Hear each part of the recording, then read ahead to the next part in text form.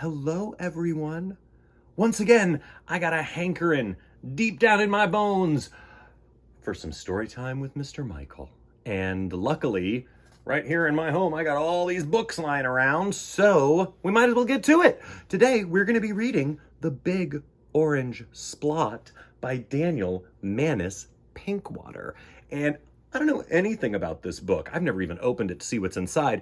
But what I do know is that my favorite color in the world is orange. And so I already like the book for that. I don't think that there's enough orange in the world. I think we should spread it around and share it every chance we get. So let's find out what Daniel Manus Pinkwater has to say about a big orange splot. The Big Orange Splot by Daniel Manus Pinkwater. Mr. Plumbean lived on a street where all the houses were the same.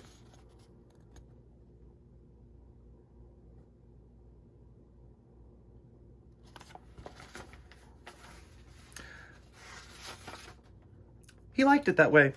So did everybody else on Mr. Plumbean's street. "This is a neat street," they would say. Then, one day,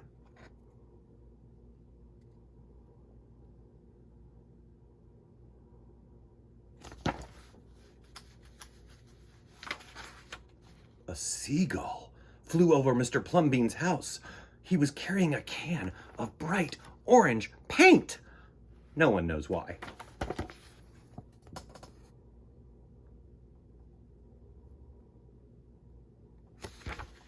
And he dropped the can, no one knows why, right over Mr. Plumbean's house.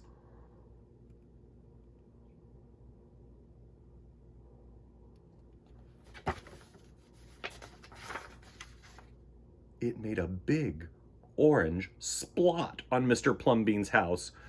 "Ooh, too bad," everybody said. "Mr. Plumbean will have to paint his house again."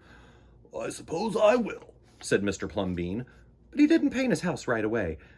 He looked at the big orange splot for a long time, then he went about his business. The neighbors got tired of seeing that big orange splot. Someone said, "Mr. Plumbean, we wish you'd get around to painting your house." "Okay," said Mr. Plumbean.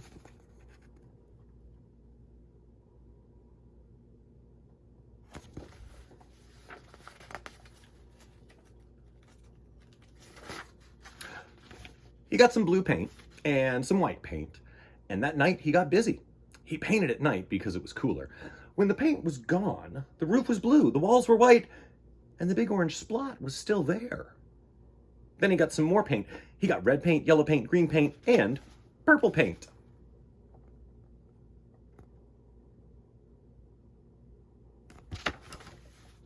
In the morning, the other people on the street came out of their houses. Their houses were all the same, but Mr. Plumbean's house was like a rainbow. It was like a jungle. It was like an explosion.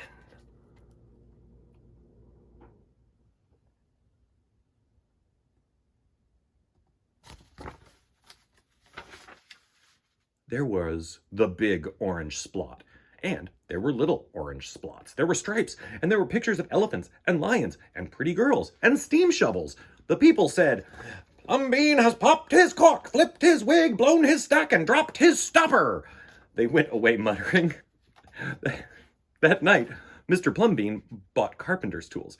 That night, he built a tower on the top of his roof, and he painted a clock on the tower.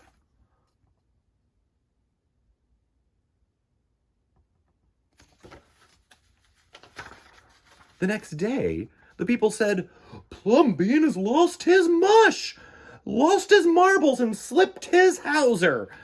They decided they would pretend not to notice.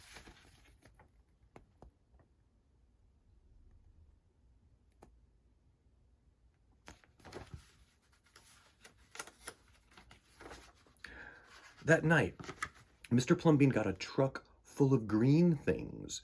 He planted palm trees, baobabs, thorn bushes, onions, and a frangipani. In the morning, he bought a hammock and an alligator.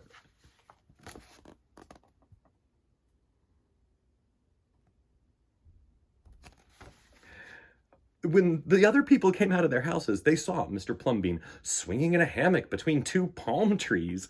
They saw an alligator lying in the grass. Mr. Plumbean was drinking lemonade.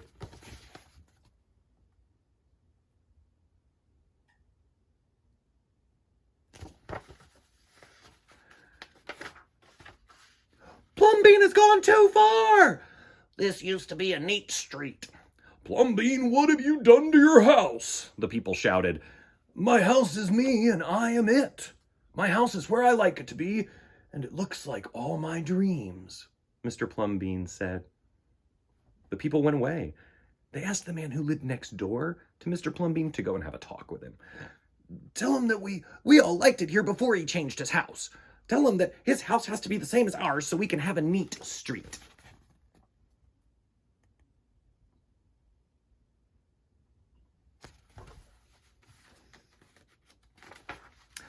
The man went to see Mr. Plumbean that evening. They sat under the palm trees drinking lemonade and talking all night long.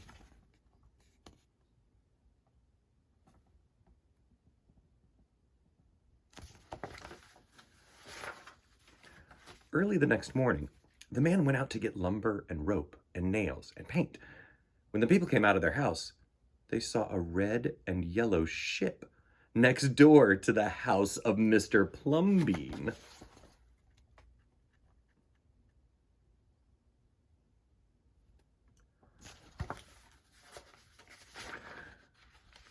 What have you done to your house? They shouted at the man.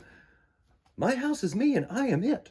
My house is where I like it to be, and it looks like all my dreams, said the man who had always loved ships. He's just like Plumbean, the people said. He's got bees in his bonnet, bats in his belfry, and knots in his noodle. Then, one by one, they went to see Mr. Plumbean late at night. They would sit under the palm trees and drink lemonade and talk about their dreams. And whenever anybody visited Mr. Plumbean's house, the very next day, that person would set about changing his own house to fit his dreams.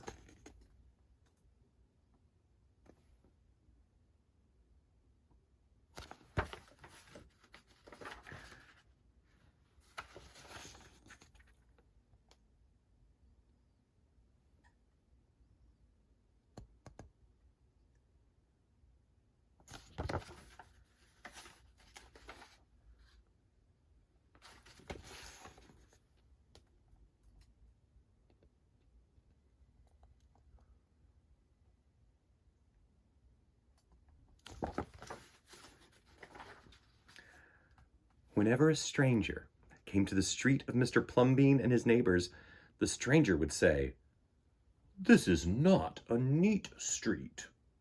Then all of the people would say, Our street is us, and we are it. Our street is where we like to be, and it looks like all our dreams.